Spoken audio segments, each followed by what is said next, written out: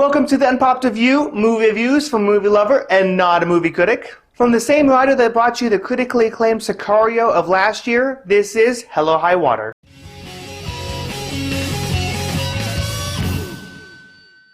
Now, the basic story of Hello High Water is that it features two brothers going around West Texas robbing banks. But when two U.S. Marshals are put on the case, they must do their best to avoid capture. Let's start talking about the good with the story. It's amazing how, as a viewer, you're rooting for both the bank robber brothers and the two U.S. Marshals. And you keep jumping back and forth about who you want to win and how you want it all to end. And as it's building to the climax of the story, you can just feel the intensity. You can just feel the drama coming, and you know it's going to end wildly, but you don't know who's gonna live, who's gonna die. And that guessing, that surprise is what makes Hello High Water a perfect story. Now let's talk about some of the script work. As I stated, it was written by the same guy that wrote Sicario of 2015, and Sicario is known to be this deep, dark police thriller. But one thing that Sicario lacked that Hello High Water had an abundance of was humor. And it was surprising how funny this movie was, and it all came from the interactions of the characters themselves. The two brothers interacting with each other, and also the two marshals. The way they talked to each other, the way they interacted was just so funny and so fun that even though the situation that they were in was often dark and intense, the humor really brought it up and made it much more even and fluid and enjoyable. And lastly, we gotta talk about the actors. The two brothers feature Chris Pine and Ben Foster. And then the two marshals are Jeff Bridges and Gil Birmingham. And although, like I said, the script was great, what made it all come together was definitely their acting. Both groups had such chemistry together. You felt like they've been together for years and years,